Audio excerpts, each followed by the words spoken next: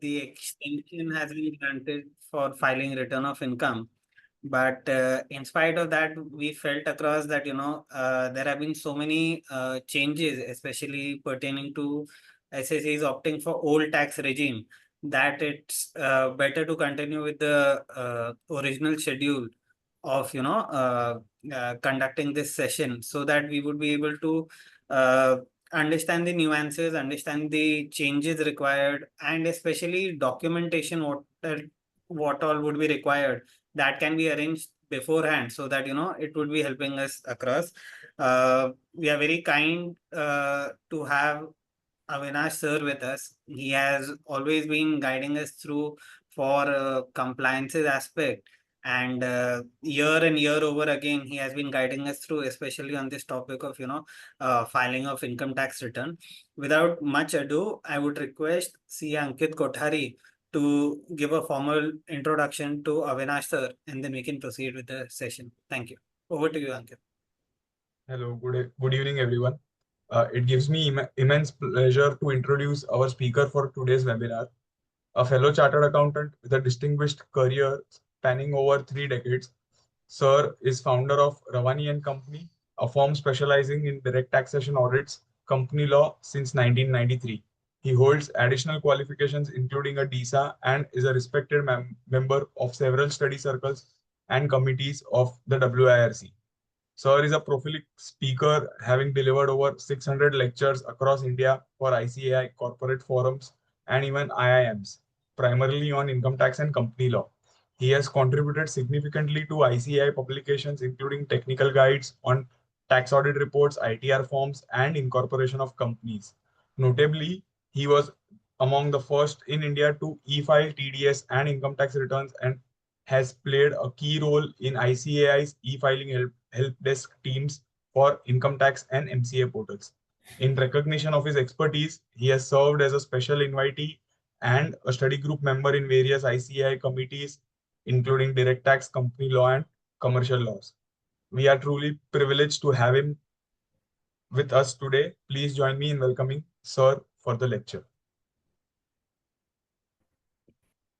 So we can start with the session. Yeah.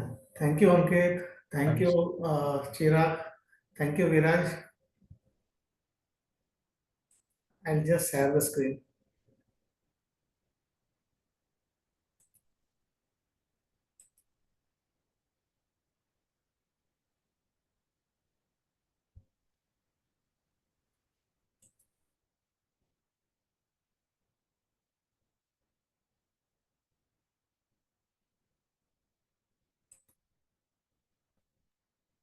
So we can see your screen. You may put it on presentation mode and we can. 1 minute. Sure.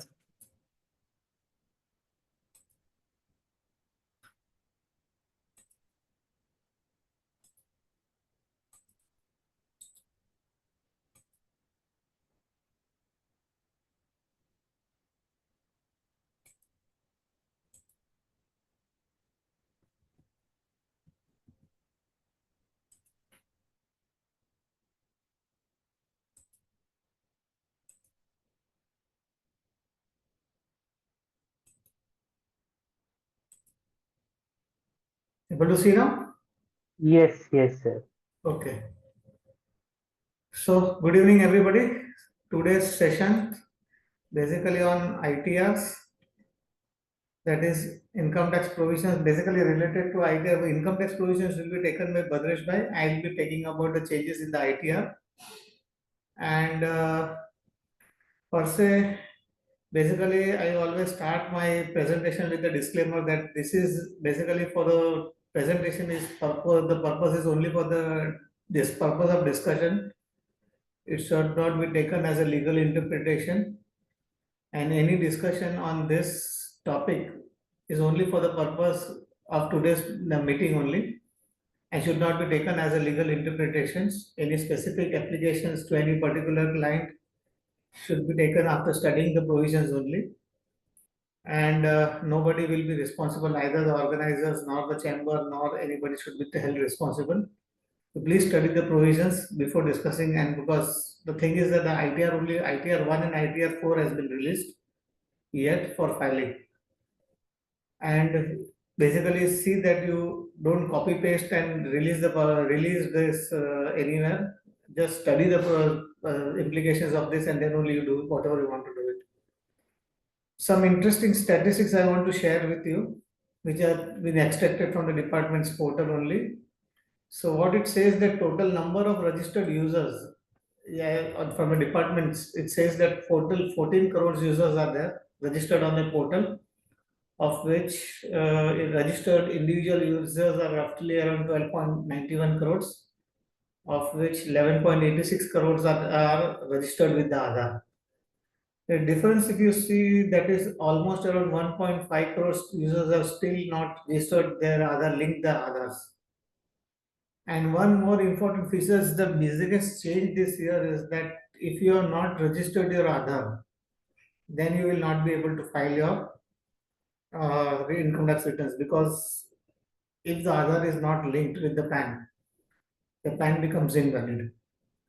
So those assessors who are not linked the Aadhaar, they have to specifically first link the Aadhaar.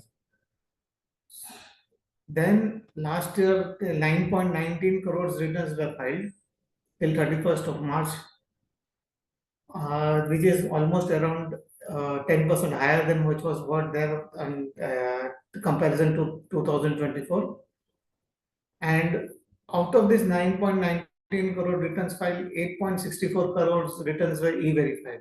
So still, if you see, there is a gap of almost around 50 lakhs returns, which are still pending to be e-verified.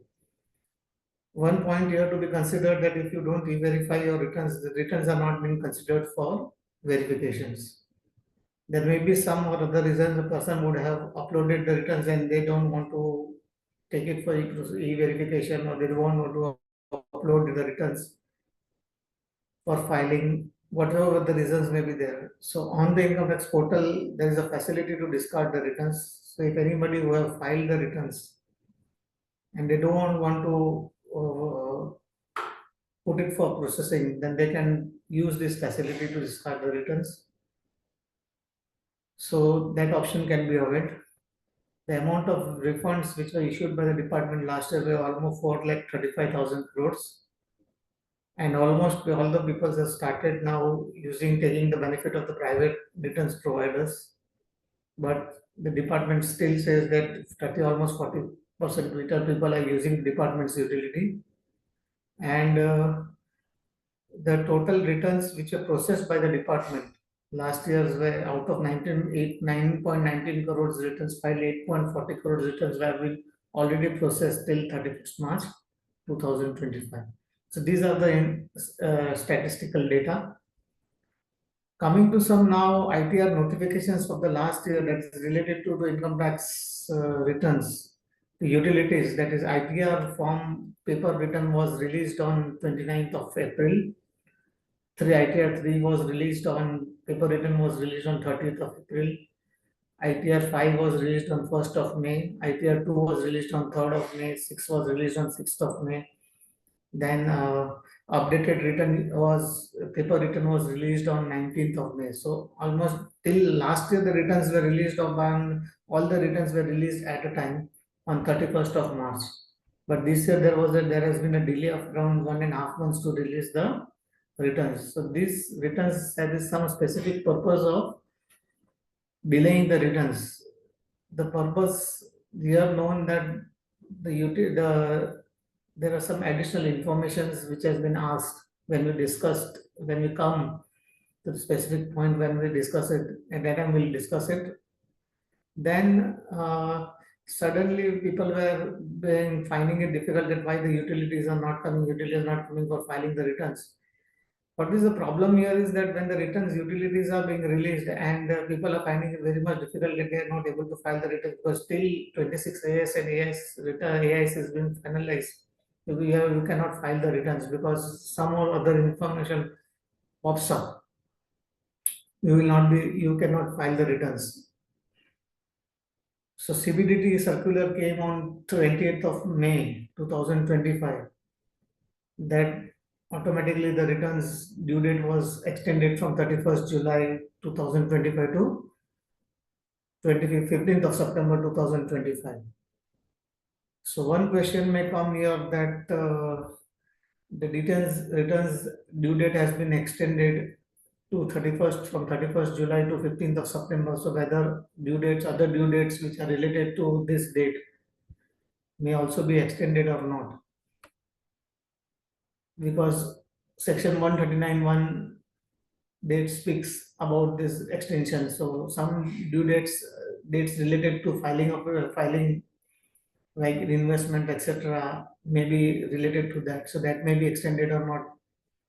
So you need to study these provisions whether it conditionally it does not imply that is also extended. So some may be extended, some may not be extended. So you need to study the law properly whether they are extended or not. Then Excel utilities were released on for filing, that is ITR 1 and ITR 4 were released on 29th of May. And when the utilities were released, they need to be enabled for e-filing. So 4th June was the date when it was officially launched for e-filing. So as of now, the details remains the same. ITR 1 and ITR 4 are enabled for filing. You can file ITR 1 and ITR 4. AIS and 26 days still they are on a semi-final stage. If it is final, you may file it if you consider it properly for filing this. But I would advise that unless and until you are confirmed, please don't file the returns. So this is basically related to summary of ITR notifications. Another statistical growth, if you see the filing data, that is what has been filed. These are the ITR filings. ITR 1, almost the same filing is there, that is 3.6 crore returns were filed and 3.62 crore returns were filed. There has been enormous growth, that is from 91.91 crores returns filed, the returns filing were higher to 1.23 crores. ITR 3 increased from 1.33 crores to 1.56 crores. All other returns were on the same lines. There has been no growth in ITRA, or that is the updated returns, which shows that almost 13.16 crores filing. It are only in numbers that are not coming in crores returns. The highest growth is almost, when we see ITR 2 to ITR 3, in comparison, see that 34% growth was there in ITR 2 filings, and ITR 3 filing is 16%. Then coming to the income-wise growth, that is income-wise growth, if you see the returns filing, total 9.2 crores returns filing, out of which if you see the high filing rate of returns up to 5 lakhs rupees returns, 4.16 crore people who filed the returns were up to 5 lakhs rupees. And in this 9.2 crore returns filers, 8.56 crores were individual filers. And out of this, if you see, compare these figures, up to 10 lakhs.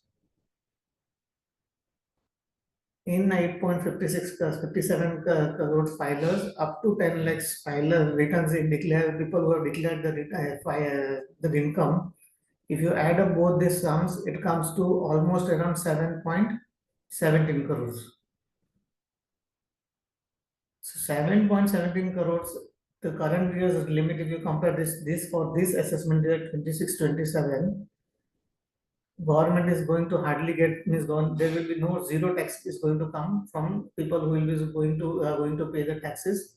So if you see this, if you compare the statistical data of increase of 10%, suppose from 9 crores, 8.5 to 56 crores people, 10% people will be added over here. So 9.30 crores returns filer will be individual filers, and if this added over here, hardly government is going to get any tax from the individual filers. And coming to other filers, that is individual who have declared income from 1 crore to 5 crores. Across the country is only 297 lakhs people who have declared this income. And from 5 crores to 10 crores is 16,797 crore returns individuals. So these are the filers across the country. This is as of 31st March 2025. Similar figures if we come for the assessment year 24, 22, 23, 23, 24 filers. The same filers were in the range that is above 1 lakh, 1 crore filers were 2,25,963. So last year filers were 8 crore 46 lakhs, of which individual were 8 crores, and of which 2,25,000 were people who had declared income above 1 crores. And total filers out of this, if you compare this, they were almost around 7 crores. So these are just for your information. So growth in percentage.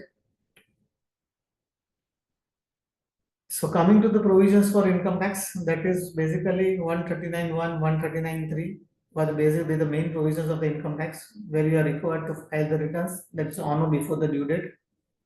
You need to file the returns under these provisions. We all know about this. These are the basic provisions of the Income Tax Act. So when you file the returns before, on or before the returns due date, it is under abundance 139(1).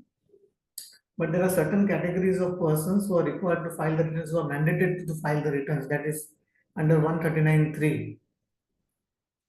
Even if you don't have the returns, when we are going to claim a loss, you are required to file the return to carry forward the loss. Then it is mandatory to file the return on or before the due date. If you don't file the return before the due date, then the loss cannot be carried forward. But in some cases, you can file the returns after the due date also, but before the specified time, that is 31st of December, which is considered as a belated return with the late fee under section 234F. There is 1,000, 5,000 or 10,000, whatever may be there. That also can be filed. But after 31st of December, you cannot file the return because that is the time limit which is now over. Let us see whether that due date is extended or not subsequently, that the time will decide. But any person who wants to file that the return after this date, the option available to them is to file an updated return, which was introduced in Finance Act 2022. Here the provision says that if you file these returns, before filing the return of income, you have to pay the specified number. There is a tax, whatever is due, that has to be paid.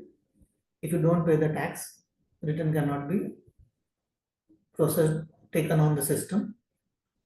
And after paying the tax, e-verification has to be done. Then only it will be uploaded or filed on the system. This process needs to be completed, then only the return is considered to be filed. And when it is uploaded on the system, if the system identifies that there is certain defects in the return, they send you the notice. To comply with that notice or defaults, which is the defects which is identified, that defect has to be rectified within 15 days. The notice is sent under section 139(9) and that defect has to be rectified. If you don't rectify that defects, then again the return is thrown out of the system and it is considered as return is not to be filed. The entire procedure has to be completed. Then to complete this return, if the notice has been sent under section 139(9) and you don't comply with that deficiencies within that time limit, what will happen? The return will be removed out of the system. But again, to put it again in the system, there is a specified procedure which needs to be followed. There is a cumbersome procedure. It needs to be followed. Then only it will be taken on the system. Secondly, it is a mandatory provision that even if you don't have the income, but you fall within this 6 criteria, you are required to file the returns. There is mandatory, even if you don't have the income. That is a bank deposit criteria, a turnover criteria, spending criteria, asset holding criteria, tax deduction. If there is a tax deducted, then also you are required to file the returns. Then when you hold a credit card or your membership on the club, these are the criteria you are required to file the returns mandatorily, even if you don't have the income. Then it is stated in the notification that from time to time, government will, by way of a notification in the Gazette, will specify the class or the classes of people who will be liable to file the returns, who will be required to file the returns from time to time. So this is also has to be kept in mind.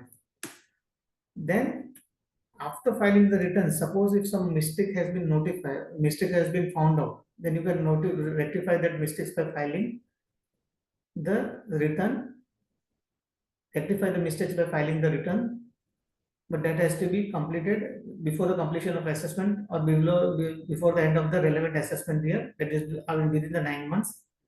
And now belated return can also be rectified or revised. But in that you cannot disclose, you have to disclose the additional income, but you cannot reduce the income or you cannot reduce the loss. But what will happen? There are chances that if you disclose the additional income, which is may be heavy, there are chances that concealment penalty may be levied in such a case. But tax has to be paid before the filing of return, and e-verification has to be completed. Here one catch is that return cannot be revised after if there is any search or seizure which has happened. Then 139(8)(a) was introduced. That is, suppose on all these cases you have failed to file the returns and you want to file the return. So updated return was introduced in Finance Act 2022. Effective from 1st April 2022, it can be filed up to the period of 4 years now, because the amendment procedure was amended now in the Finance Act 2025. The 2 years time limit has been increased to 4 years. This updated return can be filed once only for the one assessment year to report additional. So suppose you have any additional income, then if you have already filed the return, you can file an updated return to report additional income, but in that you cannot increase the loss. As per you will go through the provisions, what are the provisions are there? The tax has to be paid, e-verification has to be completed, and in search and seizure cases, you cannot file the updated return. If you see in financial year 24-25, total 602 returns were filed as an updated return. So this is provision related to returns. Now coming to other criteria, that is one category of person is still exempted, that if it doesn't fall within any of the one category of person is exempted from filing the returns, that is senior citizen is there. Senior citizen basically an individual who is of the age of 75 years or more, and he should be a resident individual, and he should be having income from pension and interest which is accrued from the same bank, and is receiving the pension in the said bank account, and the bank has computed the TDS or whatever TDS is liable, tax is liable, the bank will compute the TDS and will deduct the TDS from that income and deposit the TDS. Then that person is exempted from filing the return. Otherwise, everybody is covered for filing. So ITR 8 provisions has been updated, which amended from 1st April 2025 retrospectively. So earlier till last year, you were able to file the returns for the period of 2 months, 2 years. Now it can file up to 4 years. So till last year, that is, if the return has to be filed after the 12 months from the end of the assessment year, you have to pay 25% of that additional tax plus interest. After 24 months from the end of the assessment year, 50% of the additional tax plus interest. Now you can do another assessment year has been, this is your file after 36 months from the end of the assessment year, then you can pay 60% of the additional tax plus interest, and 48 months from the end of the assessment year with 70% of additional tax and interest. This is the change. Coming to the forms amendment now. These are the changes in the forms. That is, some of these forms, minor changes have been made. Whatever the changes is there, that is from assessment year ITR 1. The reporting, that is ITR 1, directors cannot, person who is a director in the, this can be used only for the resident individuals. Earlier also the same. I see the form, there is no change in the form. The forms, it has been stabilized now. So last several years, ITR 1 to 7 form has been stabilized. There is no changes in the form. Form remains the same. Only minor changes are there. That is whether the person can use that form, whether the person can cannot use that form. That changes, minor changes happens. Now most of the people are using the software. The software automatically gives which form has to be used. It recommends the form. So when the software recommends the form, the person who is liable can use the form. Now, if the SSC wants, they can use the form, same form, what is recommended by the software, or they can use the higher version of the form that is permitted. But it has to be ensured that when the person is liable to use the form, which is of the higher, suppose now the person is liable to file the form ITR 3, and he is filing ITR 2, then it will be a wrong selection of the. Then what will happen? Then he has used the incorrect ITR, and he has disclosed, using the incorrect form, and is not disclosing the proper information. So what will happen? The information which is required to be disclosed is not been properly disclosed. Then the incorrect information disclosure is there. The proper disclosure has not been made. Then necessary penalties may be levied for him for non-disclosure. So that care has to be taken, that you select the correct form and disclose the correct information. So almost the forms remains the same. So I will not discuss much about the forms. Forms are already, because software already selects the forms correctly. Whatever the changes are there, I'll come to that specifically. I'll give this, discuss these forms, whatever the changes are there, who is eligible, who is not eligible. I have given much detail the detail in the detailed presentation. So in ITR 1, the changes are there. That enhanced reporting is there in chapter 6A. TDS section reporting, that is earlier till now what was happening is only salaried people were eligible to file ITR 1. Now since ATC did this dividend or this additional information about this has been added, the another schedule for claiming of the TDS has been added over here. So in that schedule 2 for TDS has been added. So person who is having a capital gains can use this form, but capital gains up to 1,25,000, because 1 lakh up to 1,25,000 capital gains is exempted. The limit has been enhanced in the budget. So up to 1,25,000. So if there is any capital gains up to 1,25,000, he is falling within this limit, then he can use this form. But if there is any capital loss, then he cannot use this, or any capital loss which is to be carried forward, he cannot use this form. Earlier, up to 1,50,000, up to 50 crores lakhs income was there, he was eligible to file this form. But now up to 1 crore, he can use this form, provided he doesn't have, he falls within this category. Then, similar way, the reporting in chapter 6A clauses has been added. So this is just for your reference purpose. I have given it. When you come to clause-based deduction, we come to this. What are the changes in the form? And what are the relevant sections? Then, coming to the discussion, that is slab rates, that is effective from 1st April 2025. Those who have opted for the new tax regime, a minor relief has been given. That is those who are having income and they have opted for the new scheme, which is mandatory now. So for them, there is a saving up to 5,000 rupees, and those who are having income about 12 lakhs, the relief is up to 10 lakhs rupees. But biggest change here is that the maximum surcharge has been capped to 25%. The same calculation has been enabled in the ITR form. So this is one change.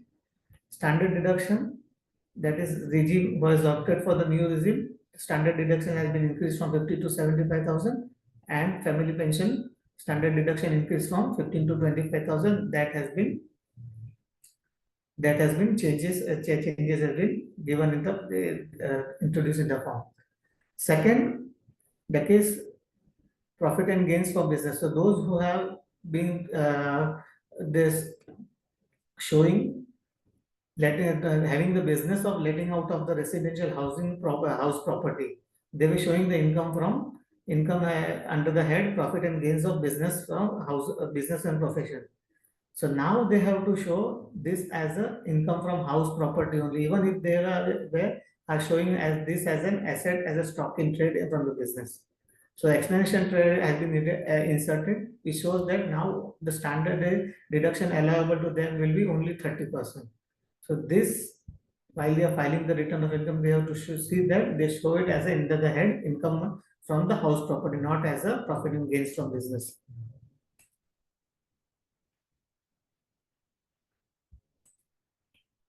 Then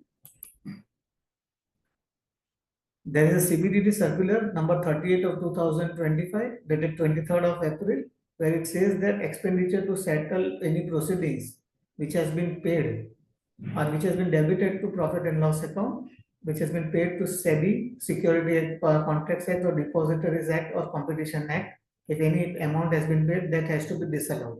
The similar way, a line item has been added in the ITR, wherein this has to be disallowed under section 37, a line item under the head profit and gains from business, a line item has been added in the ITR. Secondly, then about the remuneration.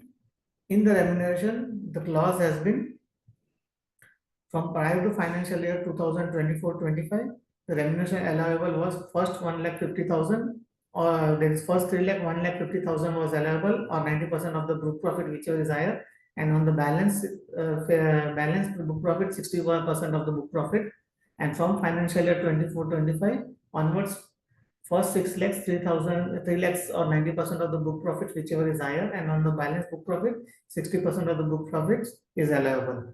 So in that case, you have to ensure that the partnership deed provides for that, and accordingly, you have to compute the book profit, and you have to disclose it in the profit and disclose it and claim as an expenses.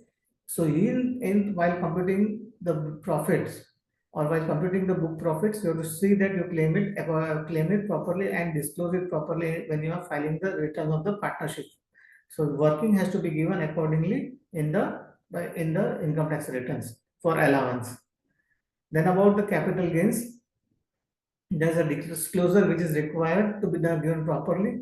So there has been change in the disclosure. So breakup has to be given. The breakup has to be given because there were two budgets this year. So prior to 23rd July 2024 and after 23rd July 2024, the breakup is required now to be given in the ITR. So there will be the two present in the presentation. You will have to give the breakup. That is what was there prior to 2020, 23rd July 2021, and what is there after 2024. The breakup has to be given. And for the properties which has been sold prior for the assets, that is land and building, long-term capital gains, there has been change in the change in the taxation, because now indexation benefits has been taken over for the properties which has been acquired after 23rd July 2024, and with the properties which has been sold prior to 23rd July 2024. So accordingly, for land or for only land and building for individual, for residential resident in India, and so this topic will be discussed by Bhadresh in detail, because if I start discussing it will take a lot of time, this provisions. So all these long-term capital gains and short-term capital gains, the breakup has to be given in the ITR. Then again there is the applicable time limit, that is applicable period also has been now reduced from 24 months to 36 months for assets after the amendment in the budget post 23rd July.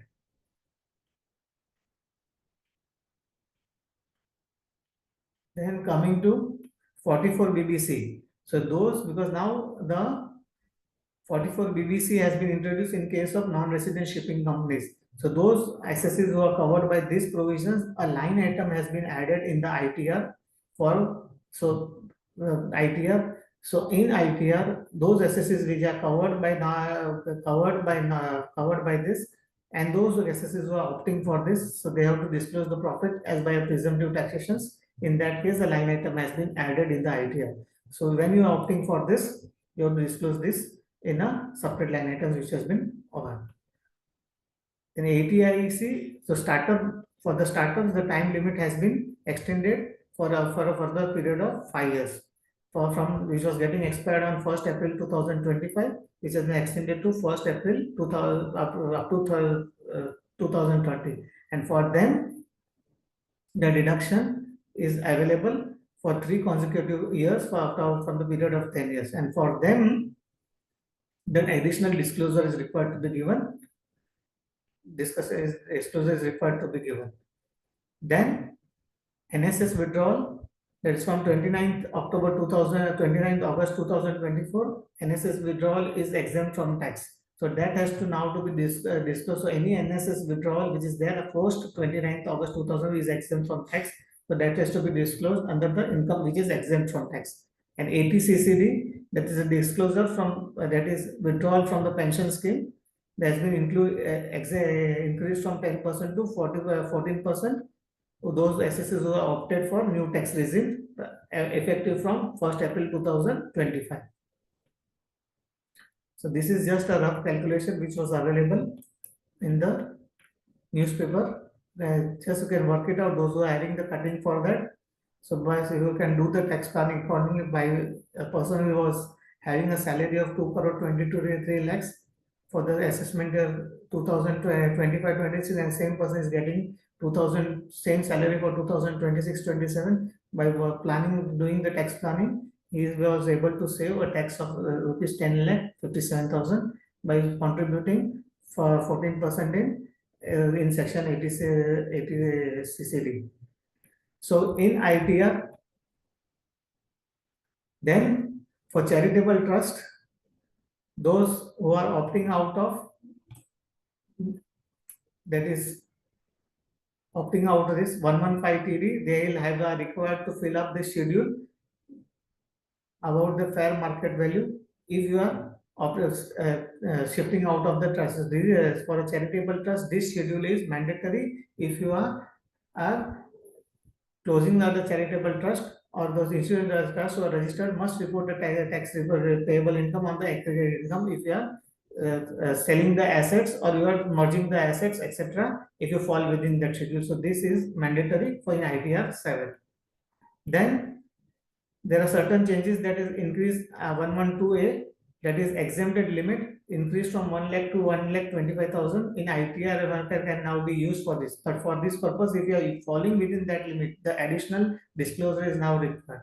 Till last year, the disclosure was not there, so you will have to report now what is the total sale consideration, what is the total cost of acquisition, and what accordingly the long-term capital gains will now be computed. So this is mandatory requirement, which as figures are required to be reported here. Then CBT has notified the ITR 3. In ITR 3 is now we are required to report the capital gain split, which we already discussed it. Capital loss for the shares buyback is now allowed. Is corresponding dividend income is shown as income from other sources. So what you have to do is, suppose if there is any shares buyback from any unlisted companies, you have to see that it is reported as a dividend income under the income from other sources. So if you report this as a capital gains, then this will not be allowed. So you have to report this as a income from other sources. Then asset and liability reporting, till last year the limit was for reporting up to 50 lakhs rupees. Now that limit has been increased to 1 crore. So if your income is above 1 crore, total income is above 1 crore, then you are required to report. Otherwise, you are not required to report. Then reference to 44 BBC, that is about the cruise business which you already discussed. Suppose if the SSC is having has adopted for presumptive taxation, then he will require to this report under 44 BBC. Then 80C and 13A, we are claiming any deductions and the SSC has adopted for the old regime, then they will be required to give the additional details, which we come to the next slide, which is. And in TDS now, till last year, we were reporting about the TDS sections. Now that sections has been shifted to TDS codes. That is, when you deposit the TDS, you are using the TDS codes, that is 94J, 94C, that. So same has been now introduced in ITR also. You are required to select the codes instead of sections now. Then coming to the disclosure, that is those who assesses who are opting for the old tax regime, they are now required to give the full details. Suppose in case of house rent allowances, which is required to be claimed, now that in-house rent, now the SSA will be required to give the employer details. That is full working of the salary is required now to be given. That is what is the rent which is paid. That is the place of work where is the person is staying. What is the landlord of the PAN number of the landlord to whom the rent is paid. It is exceeding 1 lakh rupees. This schedule is required to be filled up. That is the place of work, whether the place of what is the place of work, metro or non-metro, what is the actual HRA received, actually the entire working what is there under section 1038 is now required to be given. Then suppose if a person has got any benefit, retirement benefits, then that retirement benefit also is now required to be given full in detail. That is, now a person is located out of India, and he has got the retirement benefit from the foreign country. Then that he has to report it here from which country he has got how much retirement benefits. That is, and whether they have claim any benefit, any exempt benefit is from USA, from United Kingdom, or any Canada or any other country which is not covered above. So that has to be also be given. If he has got any retirement benefit, that is also required to be filled up in the return. Then, if a person is claiming any benefit for any housing loan interest or any such type of interest, then he has to also fill up the schedule that whether he is claiming interest on borrowed capital, that is from the bank or in the bank, that is to give the name of the bank, loan account number of the bank or institution, what was the date on which the loan was sanctioned, what is the total amount of loan which was taken, outstanding balances on the 31st of March, and what is the interest which has been claimed as a deduction. So this full schedule has to be filled up. So based on this, the bank now it can be cross-checked with the bank. So whether this person actually paid the interest or not. Then more this deduction. That is now, if you see that any deduction which has been claimed on the section 80C or chapter 6, all information has to be given. Now suppose if any deduction is claimed in 80C by way of LIC, so the policy number is to be given, or any documentation identification number has to be given. Suppose the claim is there in the 80D, then insurance company's name has to be given, policy number has to be given, whether the premium is paid for the self or the policy. So in that case, if the premium is will be asking for the detail whether the premium is paid for the senior citizen or for the self or the family, then whether it is paid for the healthcare, that is preventive healthcare. Then whether the preventive healthcare policy is there, then you have to give the name of the insurance company also, policy number details, healthcare. Also, so if you see this, it is one type of a full scrutiny which is happening by in the income tax returns also, income tax return itself. So now you have to be very more vigilant while filing the return of income. Then, so all such type of disclosure, now in 80CCC, that is right, NPS deductions or pension policy, you have to give the PRN number for NPS deductions, whether then if the person is claiming a deductions for any self-dependent, or if this person which is for disabled person is there. So that in case of a disabled person, that person is required to file 10 IA certificate, that he has to obtain the certificate from the doctor, that is from the registered medical practitioner who is registered with the government authority. And in that case, that registered medical certificate has to be uploaded on the website, and 10 IA for certificate has to be generated. So that 10 IA certificate number generated, that has to be mentioned here in the return itself. So what is the date of the acknowledgement number? Then what is whether that person is the self person or is a person with a if his self person is there, then if that person is a dependent person, then the name of the dependent person also same details has to be filled up. In case of other person is there, then that person who is a dependent person, then that person's PAN number also detail has to be given. Similar way, if the deduction is been claimed for 80E, 80EE, 80EE, 80EE, so all details which were there, there is a loan account number, detail of the loan outstanding, interest paid has to be given. Then if EV vehicles has been purchased and a deduction is claimed for EV vehicle, same detail has to be given, and additional details with vehicle registration number has to be given here, so the bank can cross verify it. And 80DDB That is, we already discussed earlier that slides, they has to be given the details. Then in case of that is now other, suppose 50, more than 50 crore refund has to be till last year we were giving the LEI number. So now in LEI number, you have to add up the validity date of the LEI number has to be added. This additional information has to be given. And in case of a company, suppose if any capital gains investment has been made, so against which date, against which investment the capital gains has been claimed. So that detail has to be given. So detailed information, so against which deduction you are claiming the deduction. So that has to be given, the date of deposit, capital gains account number, IFSC code, that has to be given now. That is made mandatory.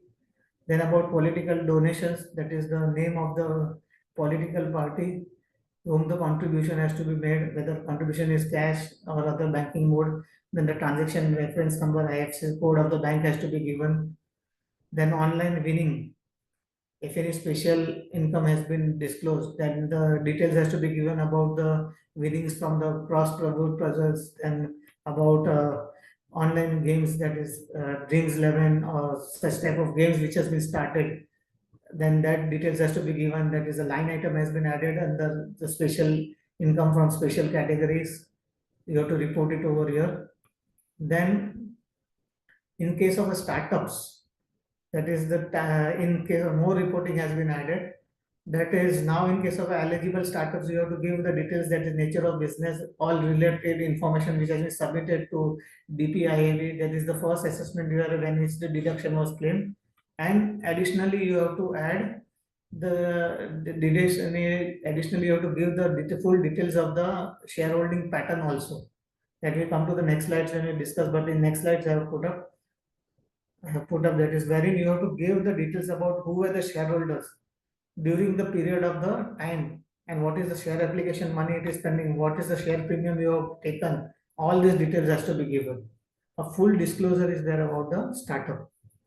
Then about this MSME disclosure has been added because you see the in this year assessment year, the amount what is pending, what is payable at the year end to the MSME, and what is the amount which has been paid, which has to be disallowed.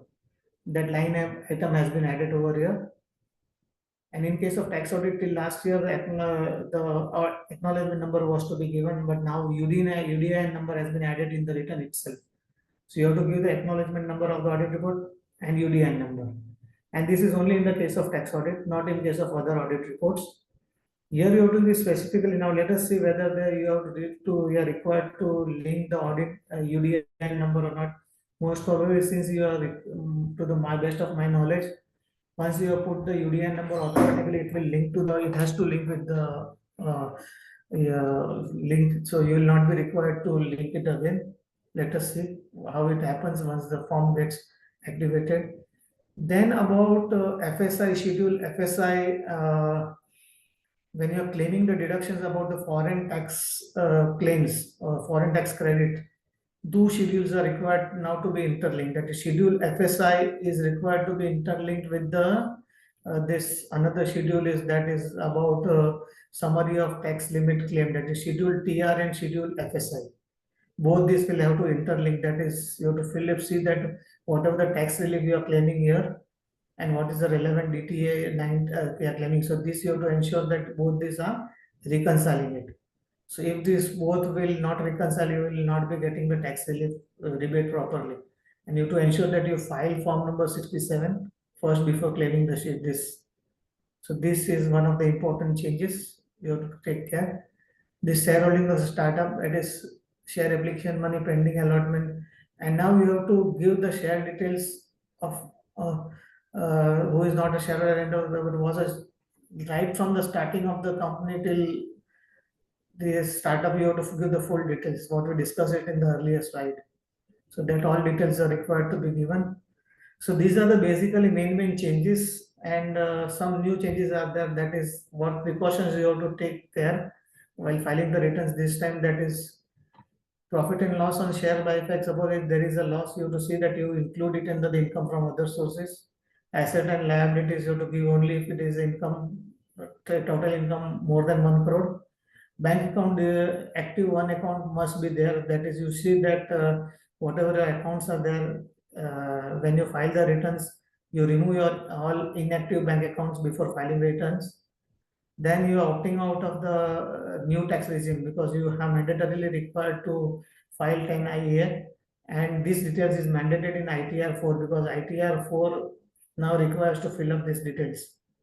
Then ITR 5, that is expanded, that is LEIA number, your updated business commencement date is required to be given. So till now that LLP identification number only required to there.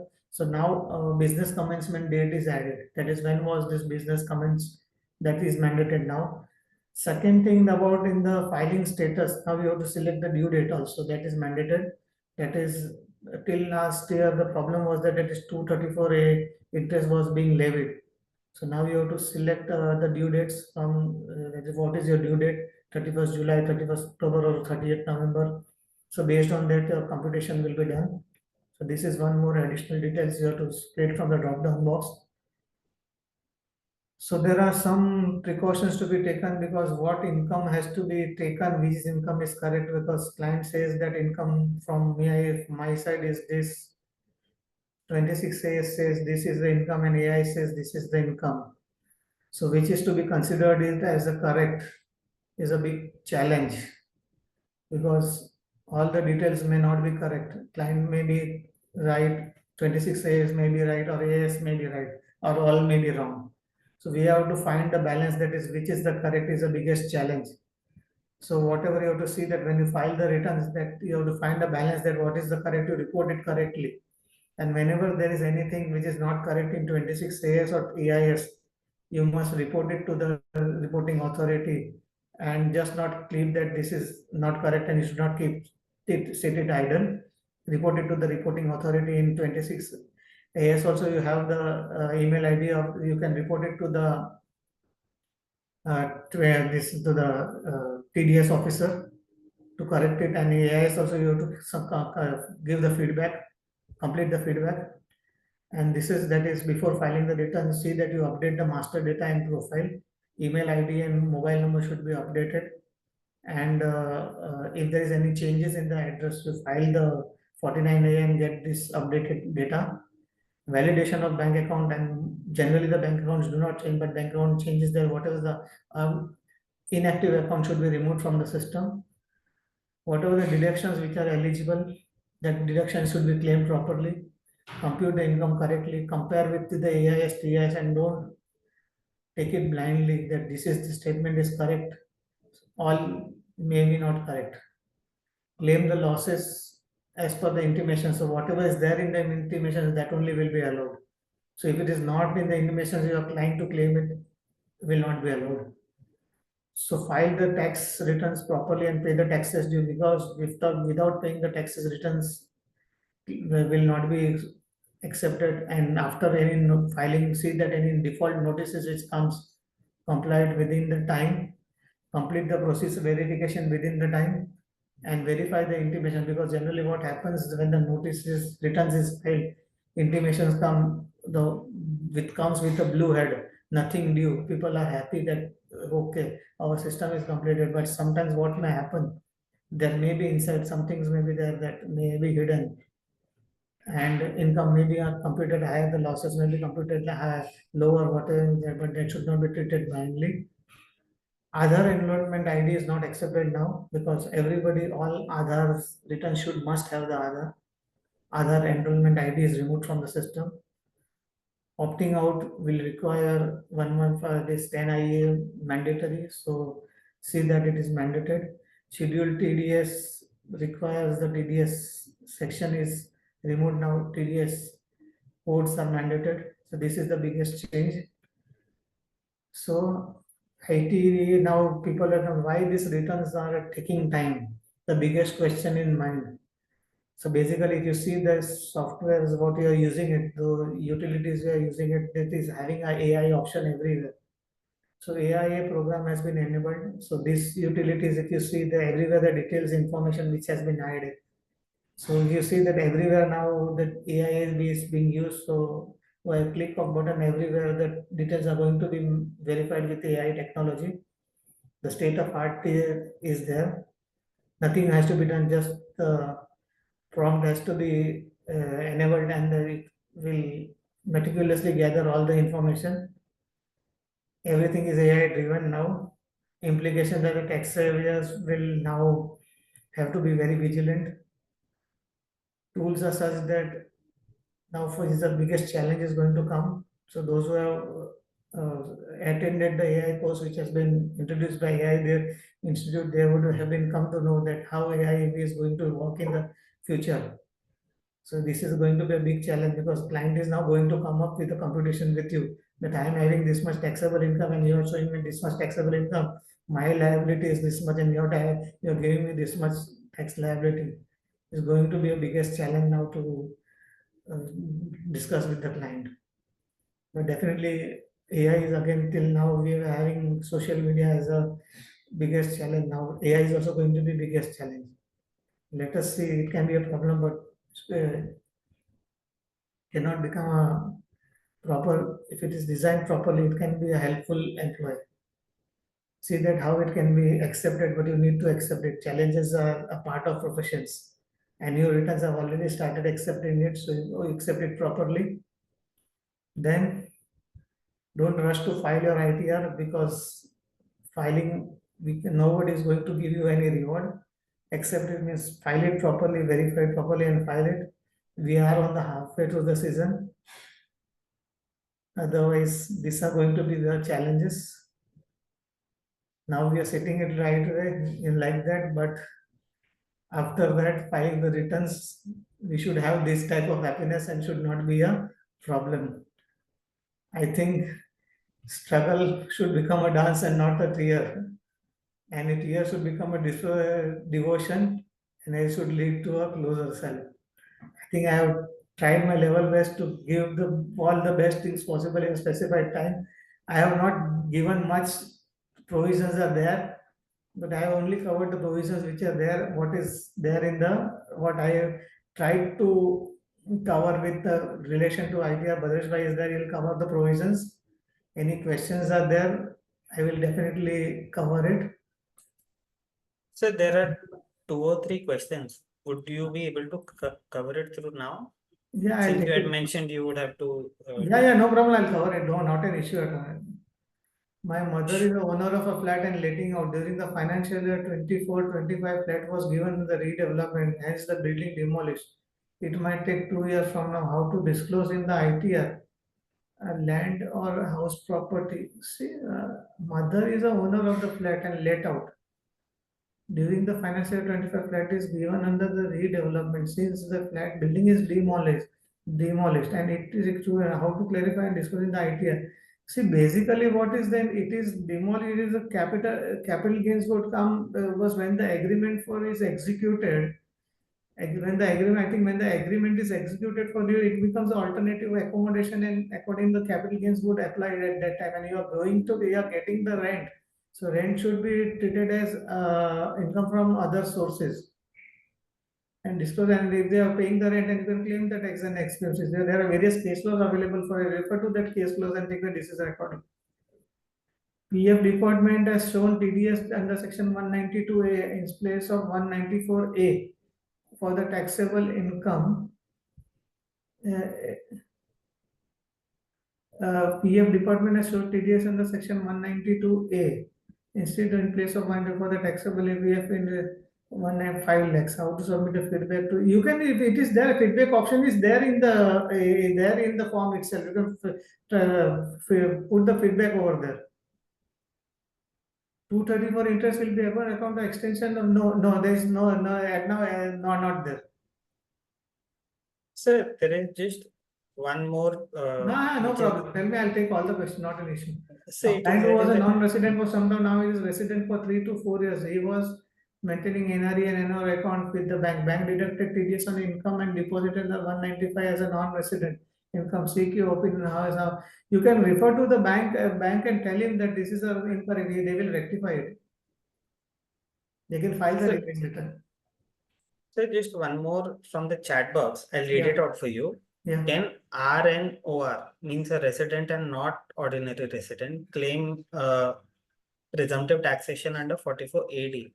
Because they are saying under 44 AD it is not expressly mentioned that it should be an ordinary resident. So can a resident and not ordinary resident go under I think presumptive? they can claim it, and there is no such restriction on that. Perfect, And sir. ask for the Bharat, you can just with Bharat, I think according to me, it is you can claim it. Resident and ordinary resident can claim. To my knowledge, it can claim it. Perfect, sir. So we are done with the questions. Is filing of UDIN mandatory for report? Yes, it is mandatory. UDIN is mandatory for all the certificates which has been issued, certificate issues. Perfect, sir. I'll quickly relieve you by giving a well-deserved vote of thanks. What is this? Is it mandatory to disclose a vacant commercial property as a deemed let out property or can be considered as a SOP? It depends on number of two properties are allowed, no? To up to two properties is allowed. So up to two properties you can disclose it as a SOP. In one case of ITR 1 income from house property, it will be LOP or SOP. ITR income from house property, it will be allowed. Depends on what you are. One house property, it is allowed. We are very thankful to you, Avinash, sir, especially Presentation, with one minute. Presentation, Sure, I sir. think we have already shared. You can share it to everybody. Sure. So it would be available on the CTC website. Yeah. Sure.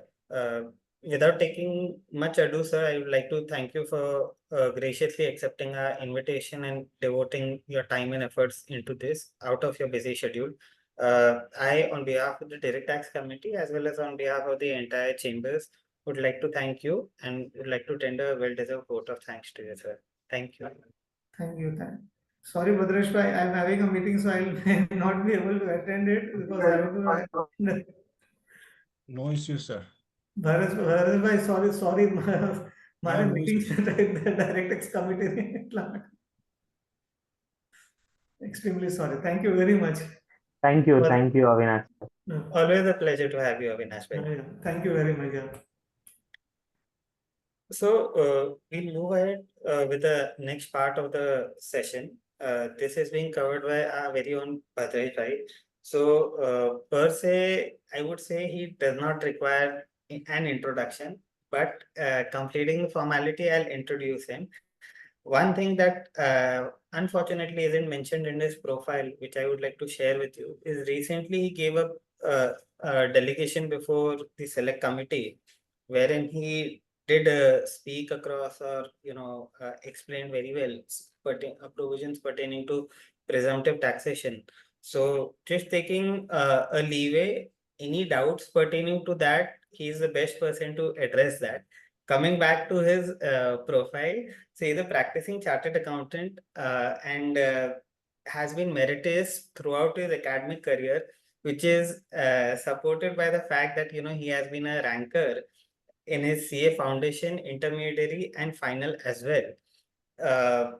He has been in practice since past 22 years. His core area of practice includes litigation at ITT level and consultation on income tax, including international tax. He has been part of various committees, achieved various things, written quite a lot. I'd select just few of it and just mention it across to you. He's co-author of budget publication and referencer of DCAs. He has been teaching, he had taught direct tax to CA final students for 7 years. He has been writing on income tax to CA Journal, Taxman Journal, BCAJ. He has also been a member of the Journal Committee and Taxation Committee of BCAS. He's co-author of a book on controversy articles, which is published every month into the BCA Journal. He authored a book on income tax declaration scheme of 2016 and had the occasion to present it before the then Honorable Finance Minister, the late Arun Jaitley ji. Having said this, I would request Bhadresh bhai to take over the dais and impart wisdom upon all the participants. Over to you, Bhadresh bhai. Yeah, thank you, Chirag. My screen is visible? Yeah. Okay. So Viraj, Chirag, and all other committee members and all the participants, good evening to all of you. Having understood all the nuances of one of the most complicated form which a person is required to file in our country, my job is to make you understand some of the important changes which have taken place in the Act with respect to assessment year 25-26 in specific, and more particularly the changes dealing with the non-corporate SSEs as far as their computation of income and computation of tax liability is concerned. So I have about 1 hour to deal with, and I have prepared my presentation accordingly so that we can concentrate more on only on the changes with respect to the preparation of ITR. So we will not be dealing with other changes in the law which may not be relevant as far as the ITR filing is concerned. So first, so coming to the tax rates, I don't think that I need to spend more time on this particular slide because majority of the participants would be aware, but just to recap those changes. So the first change is in the slab rates which are available to the individuals, HUF, etc., those SSEs, and this changes is applicable only for those SSEs who are opting for the default regime under section 115 BAC, and if you opt out from this, these are not the changes which are relevant for you. So the only changes, the lower tax brackets of 5% and 10% have been increased by 1 lakh. So now 5% is applicable with respect to the income level of 3 lakh to 7 lakhs, and 10% is available with respect to the income level of 7 lakhs to 10 lakhs. So this is the only change as far as assessment year 25-26 is concerned. The tax rate for foreign companies is reduced from 40% to 35%. Our topic of the day is obviously non-corporate SSEs, but I thought that I'll just point out since this was a significant change with respect to the tax rates. Coming to the rebate under section 87A, there is no change as far as this assessment year 25-26 is concerned. And more importantly, the issue which has arisen with respect to the earlier assessment year is going to remain as it is. And that issue is that whether we will be getting a rebate under section 87A on the tax which is computed with respect to the special rate income. So for example, I am computing my tax on short-term capital gain under section 111A or on a long-term capital gain under 112, etc. So with respect to that tax liability, will I be getting a tax rebate under section 87A or not is an issue, and Chamber of Tax Consultant is the leading forum which has taken up this issue by filing petition before the Bombay High Court. And we have the order, detailed order available with respect to this particular issue, although nothing has been concluded by the High Court on specifically with respect to this issue as to whether that rebate would be available or not. But there are some of the interesting observations from the order of the Bombay High Court which one should take into consideration. One more thing which can be taken into consideration is the Finance Bill 2025. The memorandum which explains this Finance Bill 2025 is referring to this particular provision in a manner to say that this is very clear that the rebate won't be available with respect to the tax liability which we are computing on a special types of income. But nevertheless, once again, a confusion has been created is because Finance Bill 2025 proposed an amendment, and that too with the prospective effect, by adding one more proviso to section 87A to provide that rebate computed under 87A shall in no case exceed the amount of tax liability which one will be computing as per the rates provided under section 115 BAC. And therefore, this amendment is probably adding the fuel to the fire, because the point is that if the position was very clear, even as on today, as per the opinion of the government or the income tax department, that this 87A rebate should not be made available against the special rate income, then the question is arising as to why such an amendment has been made, and that too with the prospective effect. So these are only few points which I thought that I'll just leave it to you, because we can't deal with this particular issue at length in this particular presentation, because otherwise it is going to take much time for deliberation on the issue of rebate under section 87A. But one thing is very clear, that CPC, while processing the returns and generating the intimation, is not allowing this particular rebate under section 87A with respect to the special rate income.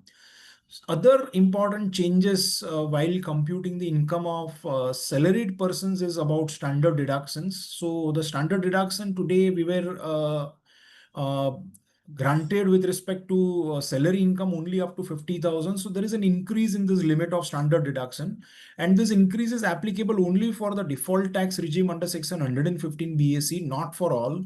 And that amount of standard deduction has been increased from 50,000 to 75,000, as well as under income from other sources. If we are getting family pensions, there also the limit of standard deduction is increased from 15,000 to 25,000.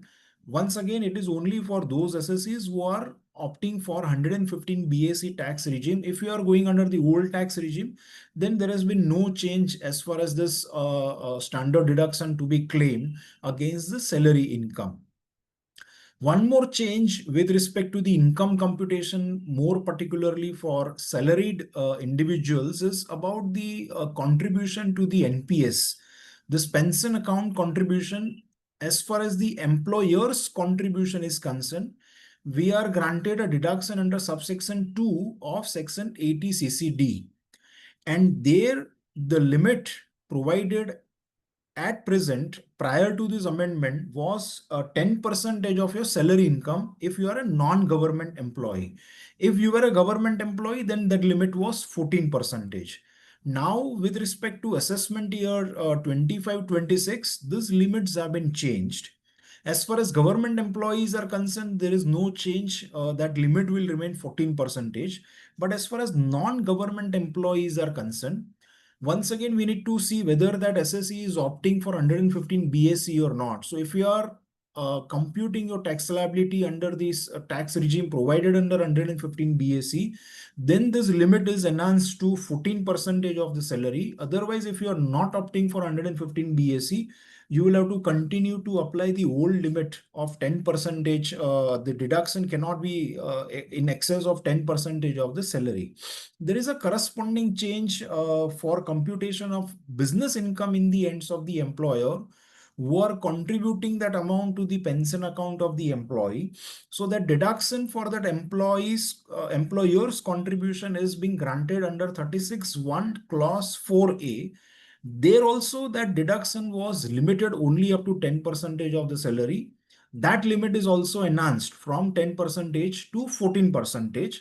And this is irrespective of whether that concerned employee is opting for 115 BAC or not. So as far as the employers are concerned, the contribution, the share of contribution by the employer to the pension schemes of the employees, the deduction will now be available up to 14% of salary, irrespective whether the employee is opting for the old tax regime or new tax regime.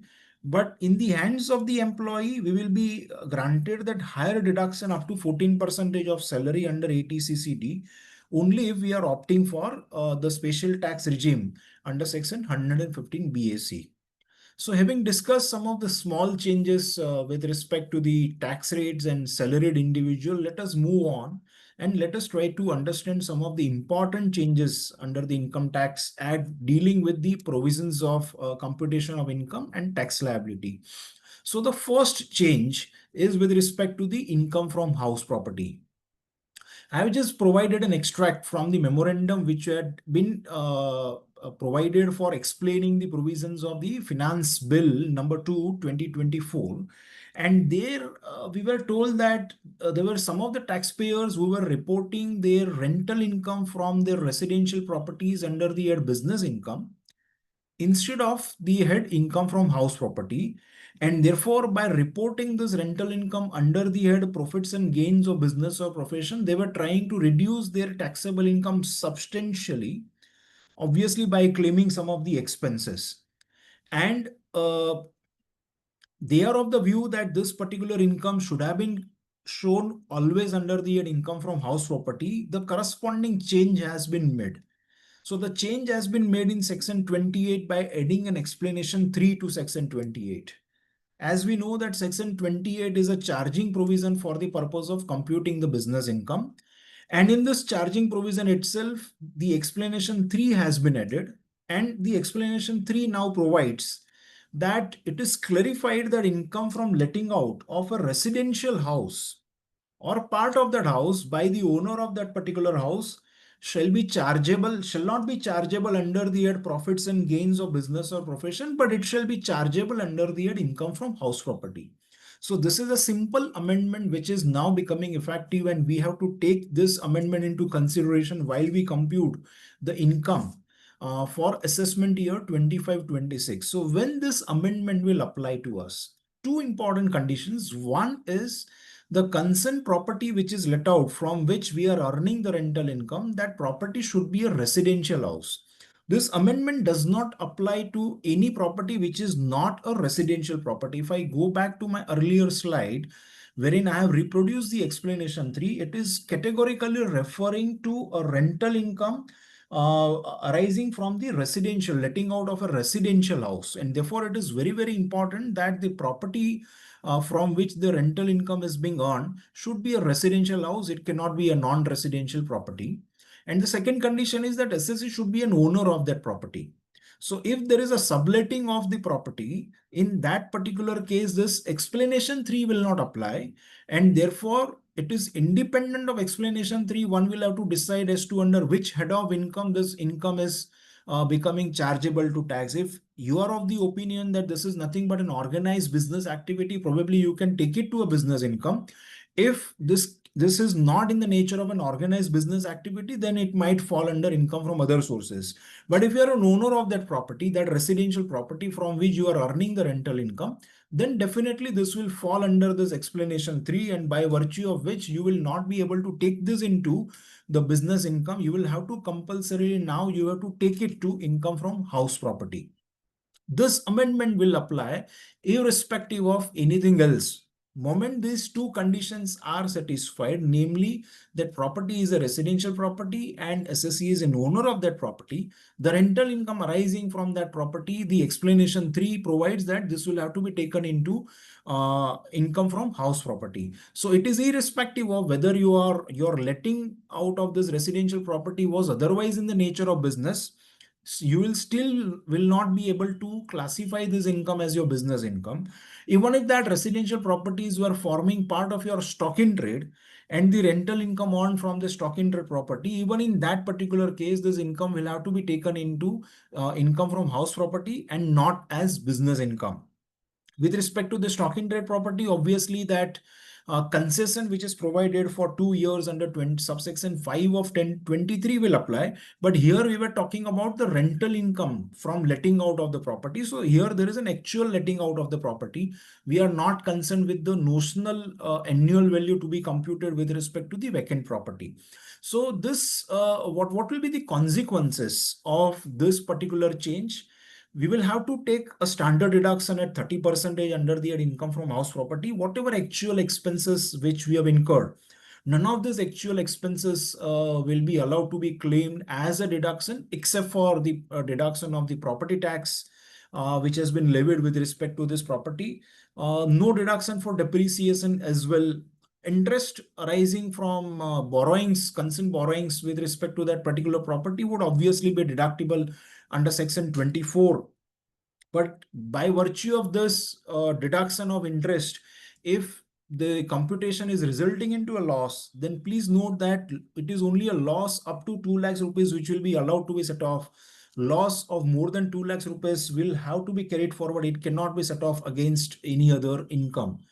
Now, because of this change, if the concerned properties which earlier being classified as, the rental income arising from the concerned property, if earlier it was classified as business income, might be possible that those properties would be sitting inside your block of assets and you might be computing depreciation against this business income till now. Now, since because of this amendment, we are going to shift the taxability from business income to income from house property, Obviously, the depreciation on the WDV of that particular asset is not cannot be claimed as a deduction, and therefore multiple issues are going to arise with respect to those house properties which were sitting inside my block of assets. More particularly when we are selling that property in future, the capital gain to be computed as per the provisions of section 50, because in for at least for some period in past, the assets were forming part of my block of assets and depreciation was being claimed with respect to this particular properties. So these are the consequences which one will have to take into consideration. Uh, these are the probably these are the Airbnb kind of transactions probably which are falling into this particular amendment, and therefore one will have to take into consideration all of these points which I have just discussed with respect to this particular change on explanation which has been inserted in section 28. Another change with respect to the house property income, friends, this particular change has not been brought by Finance Act 24. In fact, this is a change which is brought by Finance Act 25, but this has been made applicable with retrospective effect from assessment year 25-26, and therefore I thought that I'll be dealing with this particular change. The change, before we discuss this change, let us try to understand the particular point which is arising from the law prior to this particular amendment. So under subsection 2 of 23, we have been provided the benefit with respect to a self-occupied house property, which says that your annual value will be taken as nil if your house property is a self-occupied house property. We are referring to this self-occupied house property in general, but if you refer to subsection 2, it provides for the conditions. And it is only if you are providing either of these two conditions, which I have noted in my slide, only in that case you are eligible to take this benefit of nil annual value, which says that this house with respect to which you want to claim this benefit of nil annual value should be in occupation of the assessee who is an owner of this house for the purpose of his own resident, or alternatively it provides that if it was not in your own occupation, in that case the reason for non-occupation of this particular house property should be that it is because of your employment or your place of business or profession is at some other place, not at the place where your house property which was owned by you was situated, and at that other place you were residing in that any other property which is not belonging to you. So the reasons were very categorical, and you were to satisfy any of these two conditions. And it is only if you satisfy these two conditions, you were entitled to take the benefit of nil annual value with respect to that house property. And just to give you the particular decision, the reference to a particular decision of Gujarat High Court in the case of Jaswida Ben Mehta, what had happened in this particular case was that the SSE was owning a property, and definitely that property was not in the occupation of that particular SSE for her own residence. That property was allowed to be used by the SSE by her cousin and free of any rent. So no rental income was being received. Had it been a case that property was fetching rent, then obviously we were not falling into subsection 2 at all. So we were talking about a case wherein the property was not given on a rent, and some relative of the SSE was staying in that particular property. SSE had allowed her relative to enjoy the stay in that property. Now, the SSE, while filing the return, claimed that the annual value of this property should be taken as nil. The department disputed this and the matter reached up to High Court, and High Court said that no, you can't take the benefit of subsection 2 of section 23 on the ground that you are not falling into any of these two cases. The first case is that you should be an occupation of that particular property, which is not the case, and you have not demonstrated before us that you have ever visited this property and you were staying in that particular property. And the second case is a case where it was because of the employment or a business or profession which was carried on by the SSE, you were to stay at some other place, which was not the case because here the SSE was neither into employment nor into business. And therefore, this particular benefit of nil annual value was not being extended to this particular SSE on the interpretation of the subsection 2. And now we see a favorable change which says that The second scenario where it was categorically referring to a specific reason that because of your employment or a business which you are carrying on at some other place, you are not able to occupy this property, you will be given this benefit of nil annual value. Now we see a change with respect to the second case, and it says that you are not able to occupy this particular property due to any reason. So now this has become more wider. It is irrespective of any particular reason. If you are not able to occupy this property, even in that case, you will be allowed this benefit of nil annual value for the purpose of income from house property. So this is a welcome change which one can apply even while filing the income tax return for the purpose of assessment year 25-26. But before you apply this change, friends, let me remind you that there are no changes with respect to the other condition. There are two other conditions in subsection 3, which says that you should not have let out the property for any part of the previous year. So obviously, if the property was let out, you can't enjoy the benefit of nil annual value. And further, it says that no other benefit should have been derived from that particular property. The coming to the other change with respect to the computation of business income, very important change is in clause 5 of section 40B dealing with the computation of the deduction for the partner's remuneration. We have been provided the higher limit up to which the deduction can be claimed, and these higher limits have been changed. The first slab which was hitherto up for the book profit up to 3 lakh rupees or in case of a loss, now that has been changed and the limits have been enhanced. So now it is up to 6 lakhs of book profit, or in case of the loss, we will be getting a deduction of to 90% of the book profit or 3 lakhs of rupees, whichever is higher. The second slab remains as it is. On the book profit above 6 lakhs, we will be entitled for a deduction only up to 60% of the book profit. So this benefit of higher slabs, higher amount of deduction of with respect to the partner's remuneration is made available under section 40B. But very important point is that your partnership deed should have been changed correspondingly to take this particular benefit of the higher amount of partner's remuneration, which can be claimed as a deduction, because there is one more clause in section 40B which says that if you have paid the remuneration to the partner which is in contravention of your partnership deed, in that case to that extent you will not be allowed a deduction. And therefore, if your partnership deeds were providing for the remuneration to be paid to the partners as per the old limits prior to this amendment, in that case, probably you will not be able to claim a deduction of the higher amount of the partner's remuneration as per the amended provision. So partnership deed needs to be changed. An important question which is arising over here is that whether any change in the partnership deed which has been done on a particular date, but which provides that this change is made with retrospective effect from 1st of April 24, whether that would be in compliance of the provisions of section 40B, is because there is one more clause in section 40B which provides that any such retrospective change which has been done in the partnership deed cannot be taken into consideration for allowing a deduction for the period prior to the date of that particular change in the partnership deed. And therefore, with respect to the partner's remuneration, whether any change done in the partnership deed with such a retrospective effect, can the benefit of higher amount of partner's remuneration, deduction for the higher partner's remuneration can be taken into consideration is a question. Upon literal reading of that particular provision, the answer seems to be no, that you cannot take such a benefit. But there is an alternative view which is also available, is because the partner's remuneration needs to be quantified on the basis of the book profits.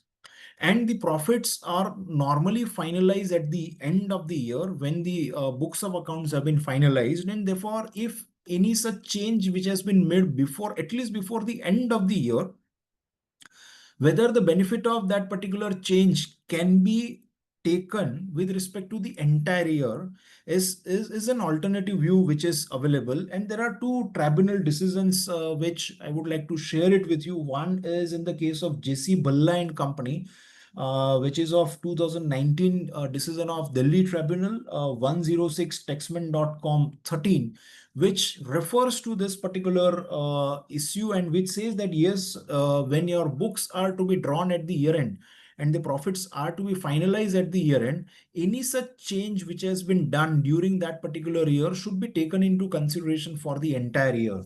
There is one more decision from the Mumbai Tribunal, which is in the Jetkul Exports India, ITN number 2596 of 2022. One can just refer to this particular decisions. Coming to capital gains, there are important changes which have been made with respect to the computation of capital gain as well as computation of tax liability of on the capital gain. So next about I'm left with 30 more minutes, and maybe a substantial time out of this 30 minutes I'll be spending on this changes which are applicable with respect to the capital gains. So the first change with respect to capital gain is there are changes in the rates at which the tax is to be computed on the capital gains. And probably majority of the participants would be knowing about this particular change, but let us deal with this particular changes in detail, because it is resulting into complicated computation to be made with respect to the capital gain. So the first change in the tax rate is with respect to the short-term capital gain, section 111A, which provides for a special tax rate on short-term capital gains arising from STT paid transactions. So any transactions of shares or units, etc., on which STT is chargeable, the resultant short-term capital gain, the tax is required to be computed as per the provisions of section 111A. And there the old tax rate was 15% and now new tax rate is 20%. As far as any other short-term capital gain is concerned, other than this STT paid transactions, there is no special rate. The income is required to be computed at the rate which is applicable to that particular SSE. And therefore, we are not concerned as far as any other short-term capital gain is concerned. We are concerned only with short-term capital gain arising from STT paid transactions, on which we are going to apply the provisions of section 111A. So we have two rates, and both these rates are going to apply when we are going to prepare the ITR for assessment year 25-26. So the ITR for assessment year 25-26, as far as computation of capital gains and tax on computation of capital gain is concerned, is going to be the most complex one. Is because this is the year where for some portion of the year we have one different rate, and for some portion of the year we have some other different rates. So we have this 15% and 20% as far as the short-term capital gain is concerned. Now, as far as this long-term capital gain is concerned, we have two provisions under the law, which is section 112, which deals with the computation of tax liability on long-term capital gains in general. And we have section 112A, which deals with only the long-term capital gain arising from, once again, STT paid transactions. And the tax rates have been changed under both of these provisions. Before this change, 112A was providing for a concessional tax rate of 10% on the long-term capital gain arising from STT paid transactions. As far as any other long-term capital gain was concerned, other than section 111A, section 112 was providing for 20% tax rate. Now both these tax rates have been changed and they have been aligned, and now only one single tax rate of 12.5% has been provided at both those places in section 112A as well as in section 112. So now with respect to any long-term capital gain, be it from STT paid transactions or it is from any other normal other capital assets, the tax, we are going to compute the tax on this long-term capital gain at the rate of 12.5%.